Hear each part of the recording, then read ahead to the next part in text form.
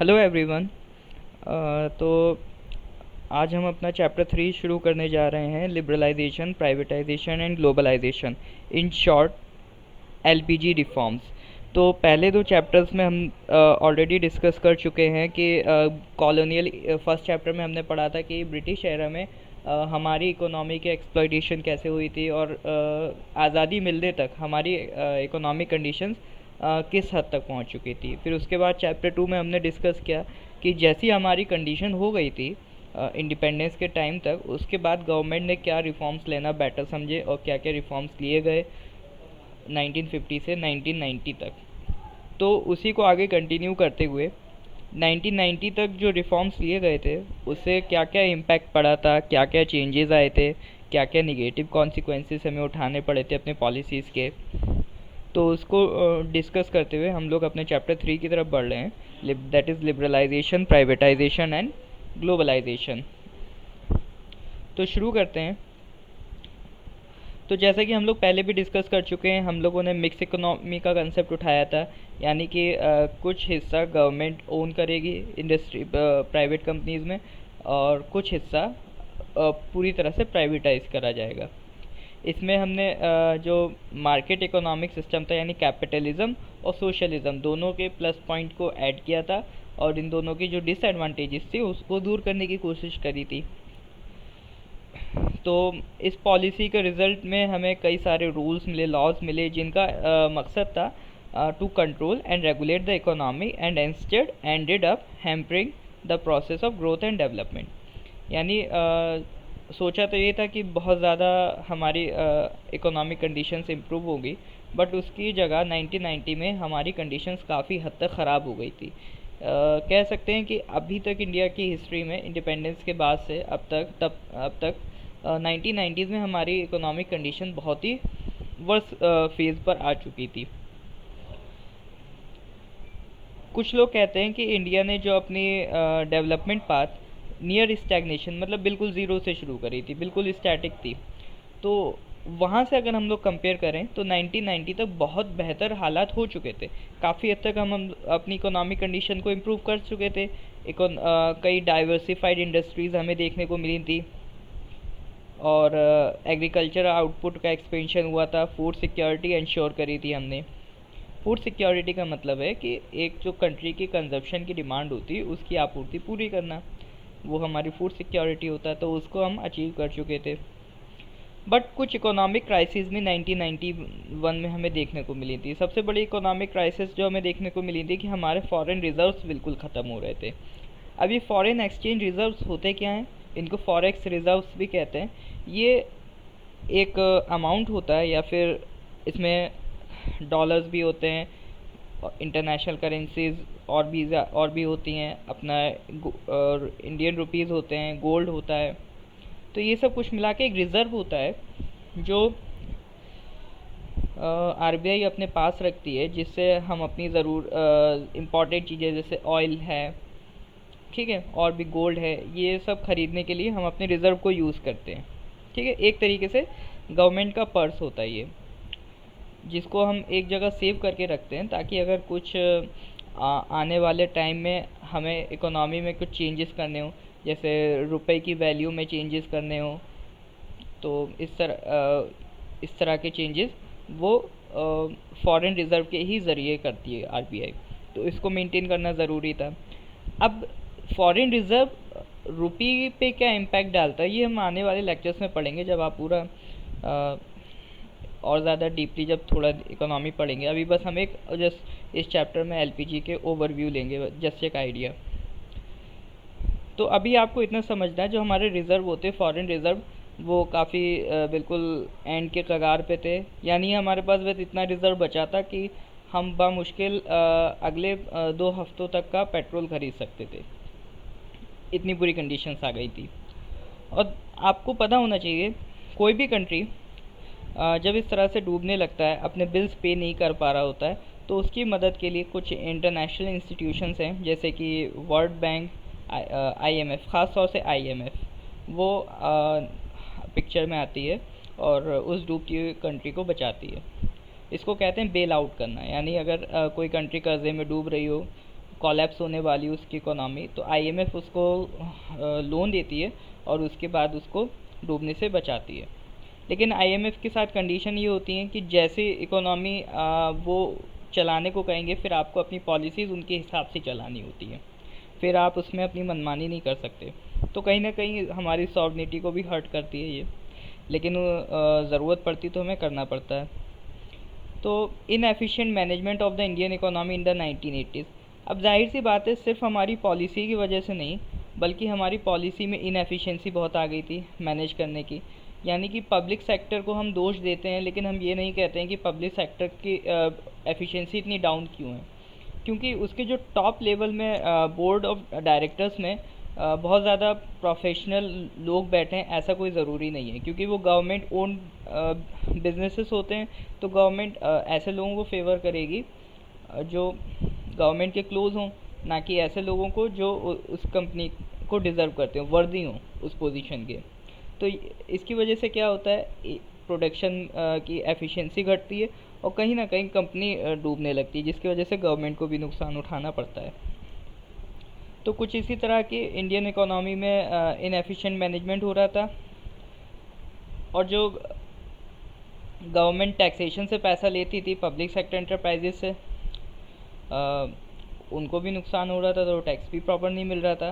तो ये कहीं ना कहीं गवर्नमेंट के लिए एक डेफिसिट की सिचुएशन आ रही थी, यानी गवर्नमेंट का डेफिसिट बढ़ता जा रहा था। यानी टैक्स से रुपया गवर्नमेंट कमाती है और जो एक्सपेंड करती है, ठीक है, तो अगर एक्सपेंड ज़्यादा करेगी और इनकम जनरेट कम करेगी गवर्नमेंट, तो गवर्नमेंट क्या आ जाएगी, डेफिसिट में।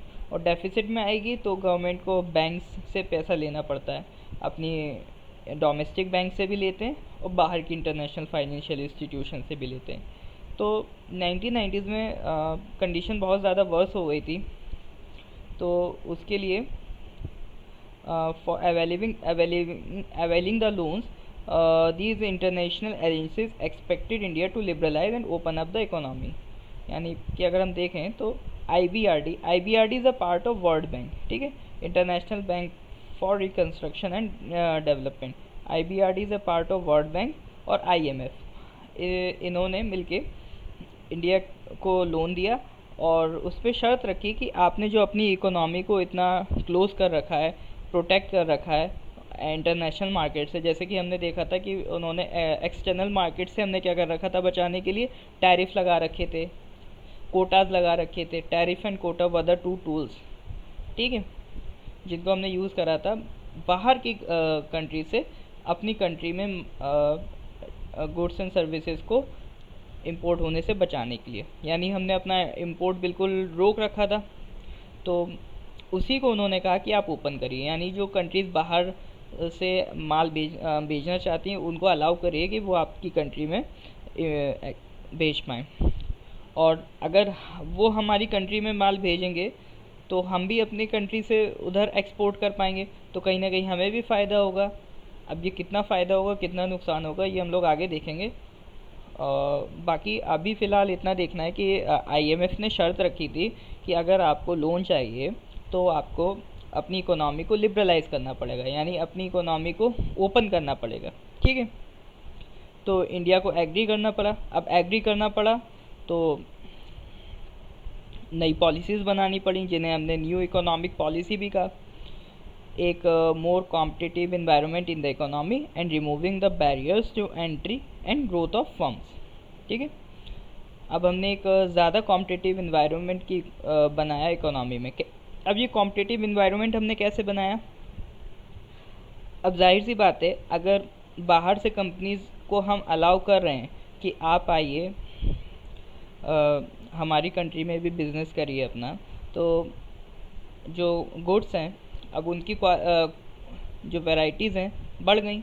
अब जो शू मेकर्स पहले सिर्फ इंडिया में जूते बनाता था, ये सोचता था कि बाहर से तो कोई शू मेकिंग कंपनी आने वाली नहीं इंडिया में, तो मैं जैसे भी किसी भी क्वालिटी का बनाऊंगा बिकेगा। बट अब क्योंकि बाहर की भी कंपनी आ गई है, वो भी सेम रेट में बेच रही है, तो जो इंडिया के डोमेस्टिक मेकर्स है, यहाँ के जो बिजनेसमैन है, अब उन्हें अपनी क्वालिटी को इम्प्रूव करना पड़ेगा। तो एक तरीके का कंपटीशन डेवलप हो गया था इकोनॉमी में। And removing the barriers to entry and growth of firms. अब जो एक तरीके की एंट्री थी और जो फर्म्स यानी कंपनीज थी उनकी जो ग्रोथ पे जो एक तरीके की रोक लगी थी उस पे भी बैरियर हटा दिया गया। अब दो मेज़र्स लिए गए, stabilisation measures and structural reform measures. दोनों को वन बाय वन पढ़ते हैं। स्टेबलाइजेशन मेज़र्स में क्या करा गया, बैलेंस ऑफ पेमेंट इशू को ठीक करा गया और इन्फ्लेशन को अंडर कंट्रोल लाया गया। इसका मतलब कि एक ज़रूरत थी कि बैलेंस ऑफ पेमेंट आप कैसे कंट्रोल करेंगे, यानी कि आपका जो फॉरेन रिज़र्व है, एक सफिशिएंट फॉरेन रिज़र्व आप मेंटेन करिए। ऐसा नहीं कि बिल्कुल जब ख़त्म हो जाए तब आप जाके मार्केट में दस्तक दें और तब आप अपनी पॉलिसी में रिफॉर्म्स करें। अगर आप अपना फॉरेन रिज़र्व इतना डूबने से पहले ही रिफॉर्म कर लेते तो शायद हमें आईएमएफ के पास जाना ही नहीं पड़ता। ठीक है, तो पहली तो बात ये करी गई कि स्टेबलाइजेशन रिफॉर्म्स में कि आप अपना फॉरेन रिज़र्व मेंटेन करिए और जो प्राइस राइज है यानी जो महंगाई बढ़ रही है उसको अंडर कंट्रोल लाइए। उसको अंडर कंट्रोल इन्फ्लेशन कंट्रोल करने का टारगेट किसका होता है, आरबीआई के पास। वो कैसे करता है वो हम लोग आगे आने वाले चैप्टर्स में देखेंगे। ऑन द अदर हैंड दूसरे कौन से मेजर्स थे, स्ट्रक्चरल मेजर्स। ठीक है, स्ट्रक्चरल रिफॉर्म मेजर्स। तो इनका काम ये था कि एफिशिएंसी ऑफ द इकोनॉमी लाना, इम्प्रूव करना। अब ये कैसे इम्प्रूव होगी, कंपनी को प्राइवेटाइज कर दीजिए या फिर प्राइवेट प्लेयर्स को भी लेके आइए। इंक्रीजिंग इट इंटरनल कॉम्पिटिटिवनेस, वो कैसे होगी, अब जब ज़्यादा डाइवर्सिटीज़ होंगी कंपनीज़ में, एक ही जूते को 10 कंपनीज बनाएंगी तो 10 आपस में कॉम्पीट करके बढ़िया से बढ़िया प्रोडक्ट बनाने की कोशिश करेंगी, तो एक इंटरनेशनल कॉम्पिटिटिवनेस बढ़ेगी। ठीक है, अब ये जो आपके स्ट्रक्चरल रिफॉर्म्स है इसी में 3 पॉलिसीज़ हैं, लिबरलाइजेशन, प्राइवेटाइजेशन एंड ग्लोबलाइजेशन। जिसमें भी आपकी पॉलिसीज़ तो 2 हैं, लिबरलाइजेशन, प्राइवेटाइजेशन, और इन दोनों का इम्पैक्ट है ग्लोबलाइजेशन। तो सबसे पहले हम पढ़ेंगे लिबरलाइजेशन के बारे में। तो अभी हम इसी की बात करते आए हैं कि जो रूल्स एंड लॉज बने थे वो जो इकोनॉमी को रेगुलेट करने के लिए बने थे वो ग्रोथ और डेवलपमेंट में कहीं ना कहीं हिंड्रेंस यानी एक तरीके का रुकावट पैदा कर रहे थे। तो उसका पहला तरीका मिला क्या है, लिबरलाइजेशन। लिबरलाइजेशन में जो लिबरेशन का मतलब होता है वो होता है फ्रीडम यानी रिलैक्सेशन एक तरीके का। तो लिबरलाइजेशन करने का मतलब है गवर्नमेंट ने एक तरीके का रिलैक्सेशन दिया है। अब ये रिलैक्सेशन किस किस में दिया है, एक रिलैक्सेशन तो आपका हो जाएगा कि जो लाइसेंस राज था सरकार ने उसको ख़त्म किया। Industrial licensing was abolished for almost all but product categories: alcohol, cigarette, hazardous chemical, industrial, explosive, electronic, aerospace and drug and pharmaceuticals। यानी कुछ ये सिलेक्टेड कैटेगरीज हैं अल्कोहल से लेकर फार्मास्यूटिकल्स तक, इनको छोड़ के बाकी सारी तरह की अगर आपको कंपनीज खोलनी है तो उसके लिए किसी इंडस्ट्रियल लाइसेंस की ज़रूरत नहीं है। ठीक है, और कई ऐसी इंडस्ट्रीज़ थी जहाँ पर आपका प्राइवेट प्लेयर्स की एंट्री अलाउड नहीं थी, लेकिन अब उन्होंने क्या कर दिया कि सिर्फ the only industries which are now reserve for the public sector. Public sector के लिए अब कौन कौन सी इंडस्ट्री रिजर्व रह गई थी, defence equipments, atomic energy generation and railway transport. In public defence, atomic energy और रेलवे ट्रांसपोर्ट, इन 3 को छोड़ के बाकी आप किसी भी इंडस्ट्री में प्राइवेट प्लेयर्स की एंट्री को अलाउ करेंगे। ठीक है, एक ये लिबरलाइजेशन हुआ। और कई ऐसे गुड्स से, अगर याद हो आपको, स्मॉल स्केल इंडस्ट्रीज़ की हमने बात करी थी कि उनके सर्वाइवल के लिए गवर्नमेंट ने कई ऐसे छोटे छोटे प्रोडक्ट्स से जिस पर रिजर्वेशन लगा दिया था कि ये सिर्फ स्मॉल स्केल इंडस्ट्री बनाएंगे, बिग बिजनेसमैन नहीं। तो वो रिजर्वेशन भी गवर्नमेंट ने हटा दिया, they have now been dereserved. ठीक है, एक तो ये आपका पूरा लिबरलाइजेशन का पोर्शन हो गया। उसके अलावा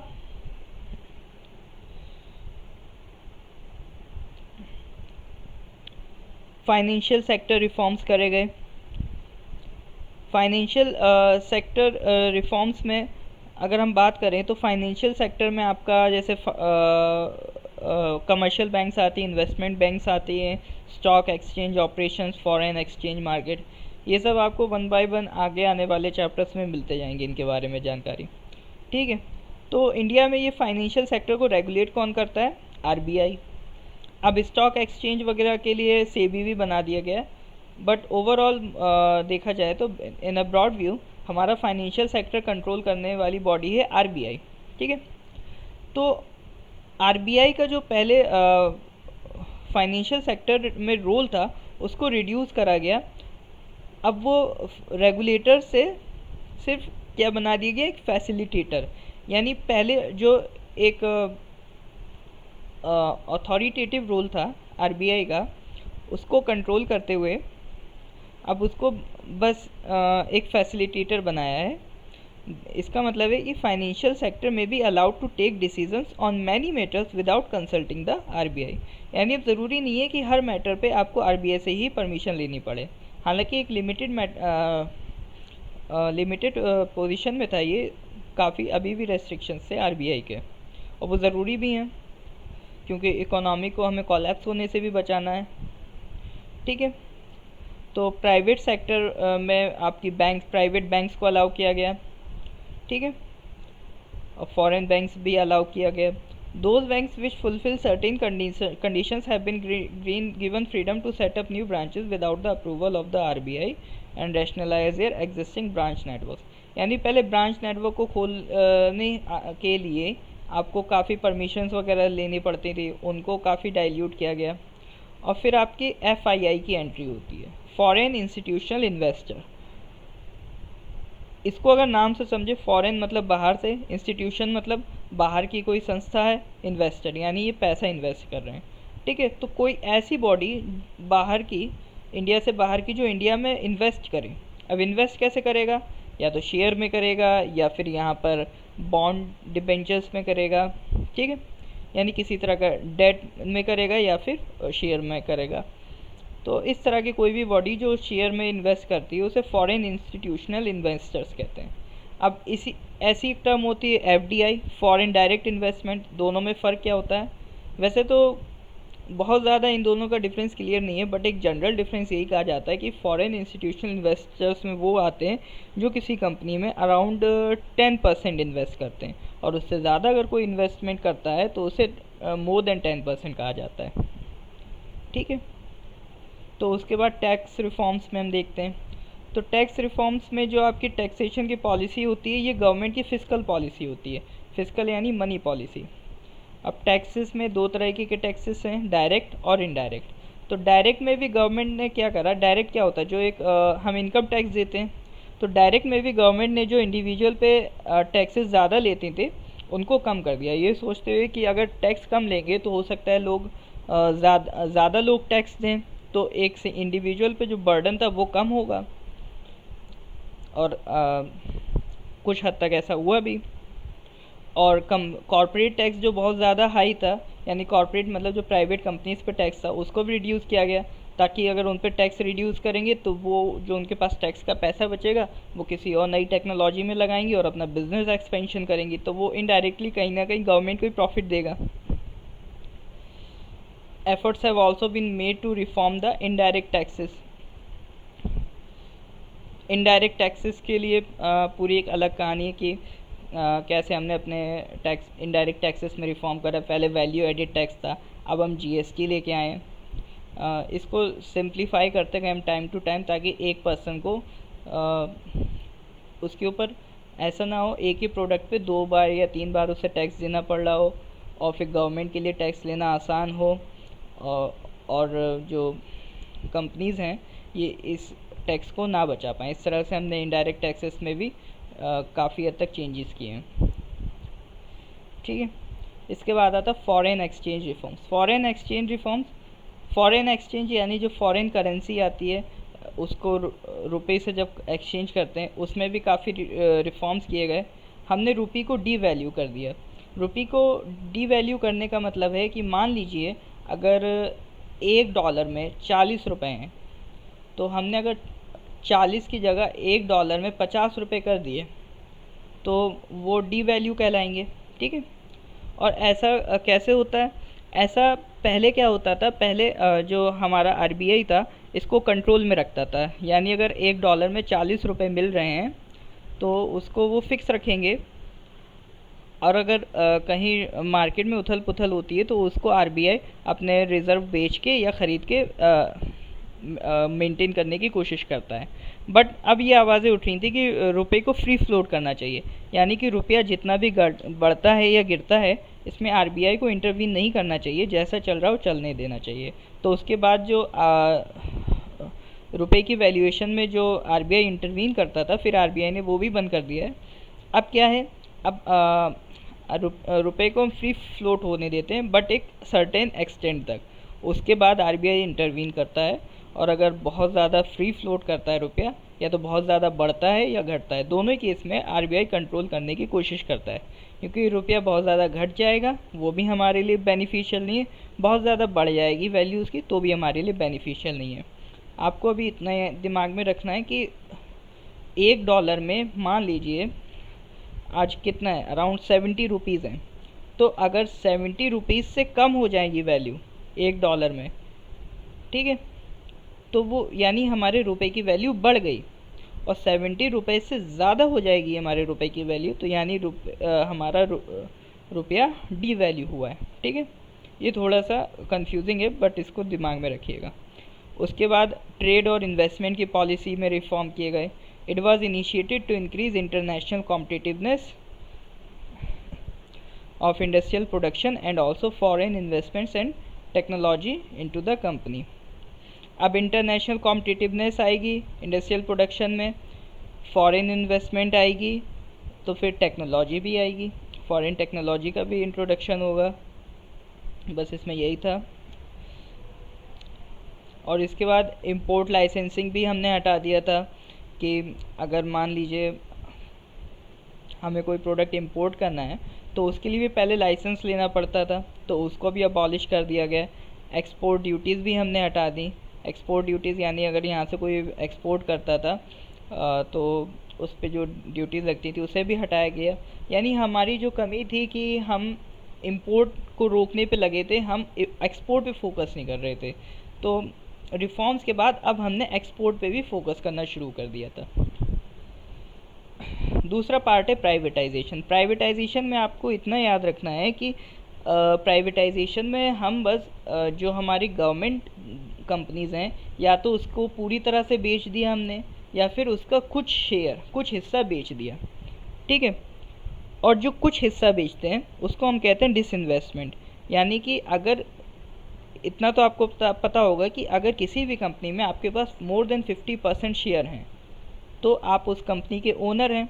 तो कई बार गवर्नमेंट क्या करती है, जब उसके पास फ़ंड की कमी होती है तो मान लीजिए किसी कंपनी में उसके पास 80% शेयर है, तो उसने उसमें से 20% शेयर बेच दिया, तो 20% शेयर का कुछ अमाउंट उसके पास आएगा। बट स्टिल अगर उसने 80% में से 20% शेयर बेच दिया तो अभी भी 60% शेयर उसके पास है, यानी मोर देन 50% शेयर तो उसके पास है, यानी ओनरशिप तो अभी भी गवर्नमेंट के पास है। बट ओनरशिप अभी भी गवर्नमेंट के पास है, बट कुछ हिस्सा उसका बेच के गवर्नमेंट थोड़ा सा रुपया अपना यूटिलाइज़ कर सकती है।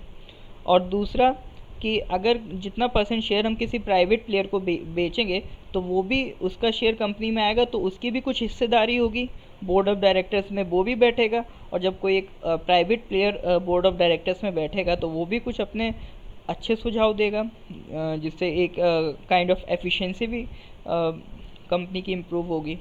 तो यही सब आपका प्राइवेटाइजेशन में इन्वॉल्व था। It implies shedding of the ownership और management of a government own enterprises, withdrawal of the government from ownership and management of public sector companies. यानी कुछ हो सकता है गवर्नमेंट 80% में से 50% बेच दे तो 30% बचेगा गवर्नमेंट के पास। इन दैट केस अब गवर्नमेंट के पास ओनरशिप नहीं बची।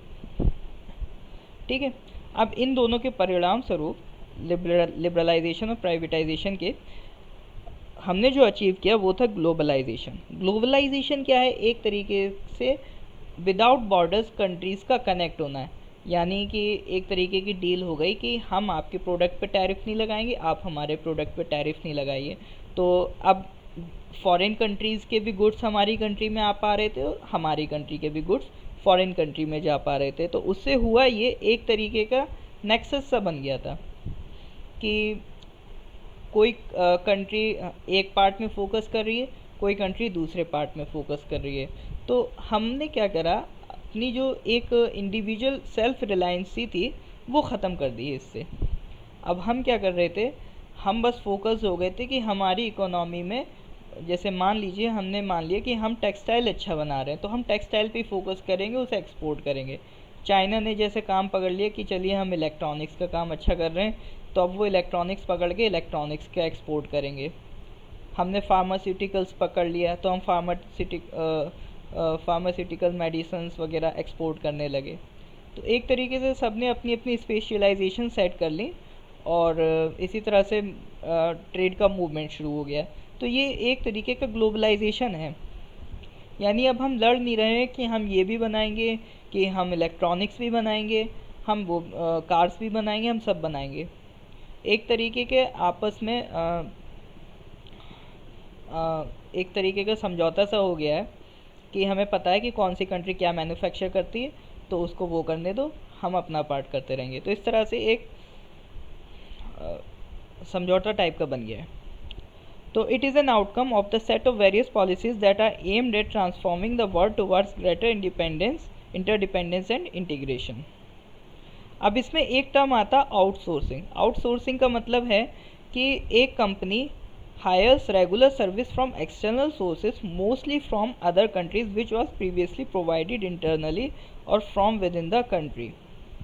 अब जैसे मान लीजिए सैमसंग ने अपना प्लांट लगाया, ठीक है, उसने अपना प्लांट लगाया चाइना में प्रोडक्शन का, बट इंडिया में क्या है, आईटी सेक्टर अच्छा है, और उसने क्या करा कि अब उन्हें कस्टमर सर्विस के लिए कुछ लोग चाहिए, यानी एक सर्विस होती है बीपीओ सर्विस, ठीक है, तो उसके लिए उन्होंने इंडिया को चूज़ किया।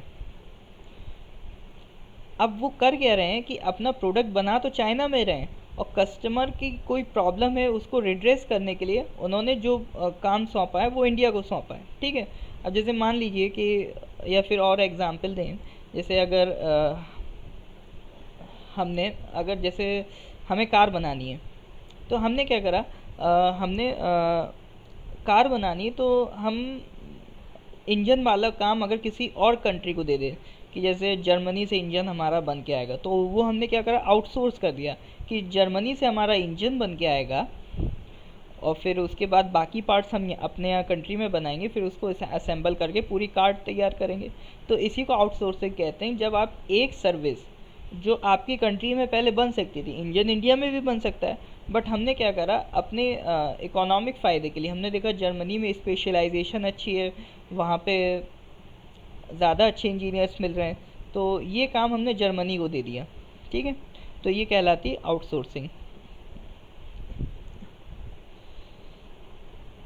अब ग्लोबलाइजेशन चलने तो लगा है, बट उसको एक रेगुलेट करने के लिए भी एक बॉडी बनानी चाहिए, तो इसीलिए वर्ल्ड ट्रेड ऑर्गेनाइजेशन का फॉर्मेशन हुआ।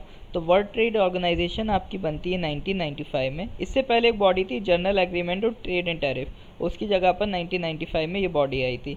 ये एक तरीके से रूल्स एंड रेगुलेशंस लगाती है। ये बॉडी देखती कि कोई कंट्री दूसरी कंट्री के साथ चीटिंग तो नहीं कर रही है, कि कहीं ऐसा तो नहीं हो रहा है कि इंडिया अपना प्रोडक्ट चाइना में भेज रहा है और चाइना अपना प्रोडक्ट इंडिया में भेज रहा है, तो चाइना तो टैरिफ नहीं लगा रहा है, चाइना तो टैरिफ नहीं लगा रहा है जब हम अपना प्रोडक्ट बेच रहे हैं, बट इंडिया टैरिफ लगा रहा है।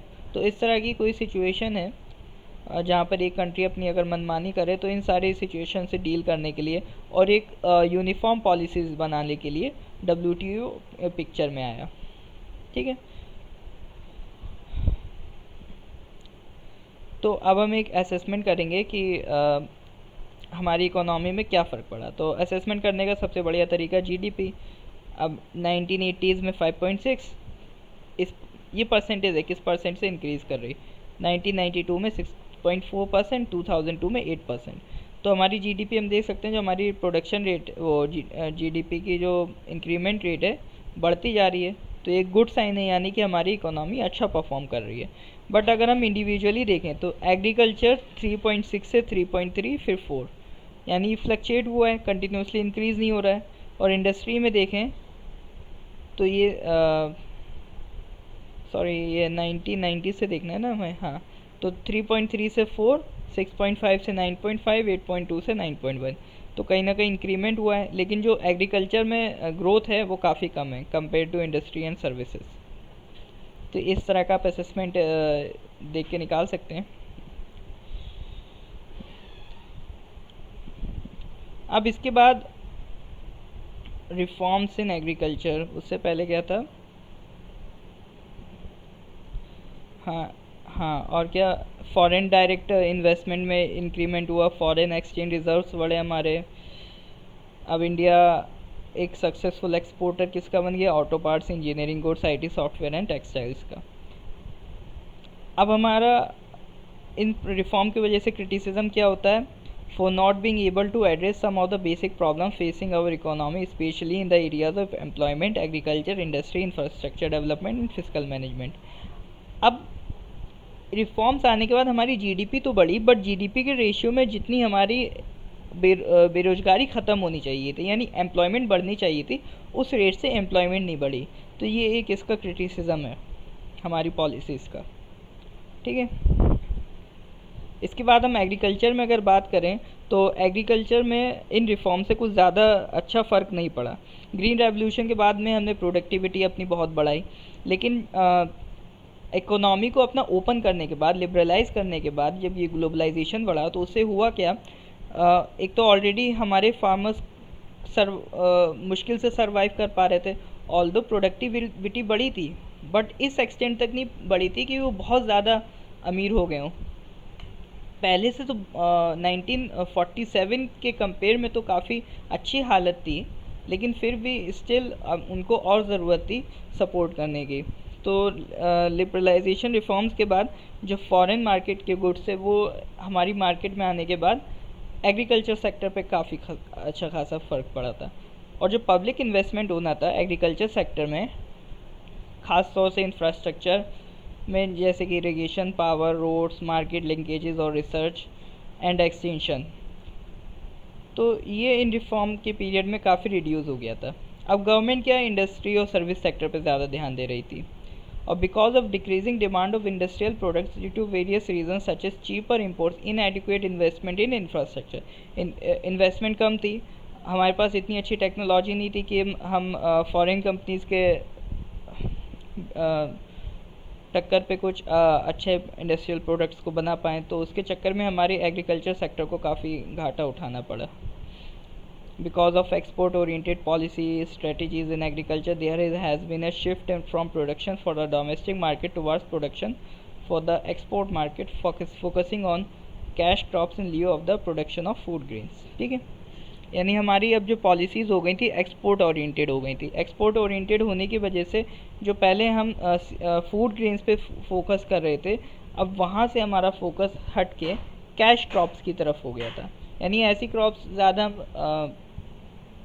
ग्रो कर रहे थे जो हम एक्सपोर्ट कर पाएँ। फिर इसके बाद रिफॉर्म्स इन इंडस्ट्री। अब इंडस्ट्रियल प्रोडक्ट्स में जो आप डिमांड्स घट गई थी क्योंकि बाहर की कंपनीज़ का चीपर इंपोर्ट्स आ रहे थे इसलिए। और डिसइन्वेस्टमेंट के बारे में हमने पढ़ा ही था कि गवर्नमेंट क्या करती, हर साल एक टारगेट बना लेती कि इस साल इस पब्लिक कंपनी का, प्राइवेट सेक्टर अंडरटेकिंग का, PSU का इतना % हमें बेच देना है। डिसइन्वेस्टमेंट में ओनरशिप नहीं जाती है, अगर प्राइवेटाइजेशन करेंगे तब आप ओनरशिप लूज़ कर रहे हैं। This is a prime difference between privatisation and disinvestment. ठीक है, डिसइन्वेस्टमेंट में आप कुछ हिस्सा उस कंपनी का बेच रहे हैं बट फिर भी ओनरशिप आप अपने पास ही रख रहे हैं।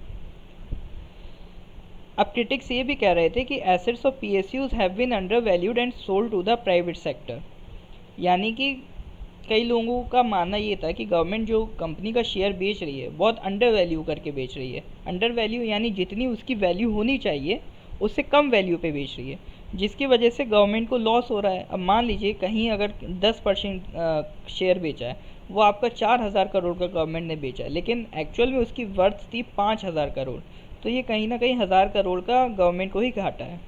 ठीक है, अब जो प्रोसीड्स से डिसइन्वेस्टमेंट के, उनको हम कहाँ यूज़ करते थे, जो गवर्नमेंट के रेवेन्यूज़ हैं उसको ऑफसेट करने के लिए, यानी जो गवर्नमेंट PSUs को बेच के गेन कर रही थी अमाउंट, वो किसी वेलफेयर पॉलिसी में नहीं लगा रही थी, वो किसी PSUs के बेटरमेंट के लिए नहीं लग रहा था, जबकि वो गवर्नमेंट अपने खर्चे को बैलेंस करने के लिए यूज़ कर रही थी।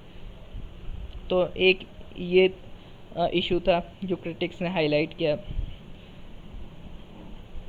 अब रिफॉर्म्स एंड फिस्कल पॉलिसीज़ में अगर हम देखें तो जो टैक्स रिडक्शन था रिफॉर्म पीरियड में, उसका एम तो ये था कि लार्ज रेवेन्यू यील्ड करेगा, यानी टैक्स रिफॉर्म कर देंगे, ज़्यादा लोग टैक्स देंगे, लेकिन ऐसा नहीं हुआ। उसके अलावा फॉरेन इन्वेस्टमेंट को अट्रैक्ट करने के लिए पहले टैक्स इंसेंटिव देती थी गवर्नमेंट, अब वो टैक्स इंसेंटिव भी ख़त्म कर दिए गए, जिसकी वजह से जो टैक्स रेवेन्यू बढ़ रहा था हमारा, अब वो भी घट गया। तो ये हमारे कुछ नुकसान भी क्रिटिक्स थे। अब कंक्लूजन में अगर हम देखें तो दो तर्क दिए जाते हैं। एक तो ये, it should be seen as an opportunity in terms of greater access to global markets, high technology and increase possibility of large industries of developing countries to become important players in the international era. पहला तक तो आप ये कह सकते हैं कि ये एक अपॉर्चुनिटी है कि हमें ग्लोबल मार्केट का एक्सेस मिला। ग्लोबल मार्केट का एक्सेस मिलने से हमें ग्लोबल टेक्नोलॉजीज़ मिली, हमारे पास प्रोफेशनलिज्म आया, कॉम्पिटिटिवनेस बढ़ा, हमारी जो डोमेस्टिक कंपनीज थी उनकी क्वालिटी बढ़ी, ठीक है, and increase possibility of large industries of developing countries to become important players in the international era. यानी हमारी कंपनीज को अब कॉम्पीट करना पड़ रहा था इंटरनेशनल कंपनीज के साथ, तो कहीं ना कहीं हमारे अंदर इंटरनेशनल कॉम्पिटिटिवनेस डेवलप हो रहा था। एक तो ये पॉइंट है।